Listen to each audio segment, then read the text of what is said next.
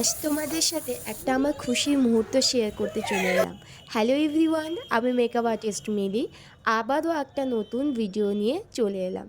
তোমরা সবাই কেমন আছো? আশা করি ভালো আছো, আমিও ভালো আছি। দিনটা ছিল কার্তিক পুজোর দিন। আমার স্টুডেন্টের সার্টিফিকেট ডিস্ট্রিবিউশন ছিল। একটু লেট করেই দেওয়া হয়েছে বিকজ ওরা চেয়েছিল একটু সবাই একসাথে মিলে নেবে।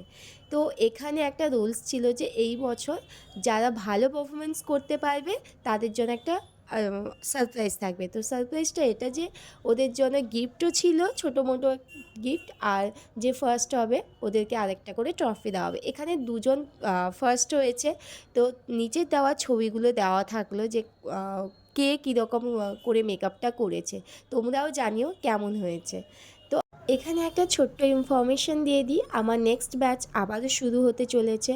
তো যারা যারা আমার ব্যাচে আমার মেকআপ পছন্দ করো বা আমার কাছে কোর্স করার জন্য ইন্টারেস্ট বা আমার কাজ ভালো লাগে, তারা অবশ্যই এই ব্যাচটায় জয়েন করতে পারো। আমার বছরে দুটো ব্যাচ শুরু হয়, তো একটা শুরুতে আর একটা এন্ডিংয়ে।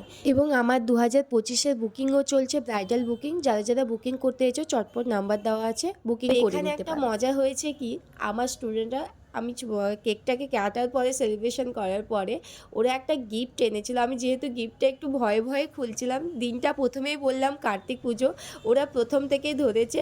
আমার কাজ মানে দরজার কাচের সামনে ওই জিনিসটাকে বসিয়ে রেখেছিল, এমনভাবে প্যাকিং করেছিল মনে হচ্ছিল যেন কার্তিক ঠাকুর এনে বসিয়েছে।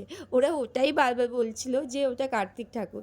তাই আমিও মানে ভয়ে ভয়ে ছিলাম। তারপরে দেখলাম কত সুন্দর একটা গিফট, মানে আমার খুবই খুবই পছন্দ হয়েছে।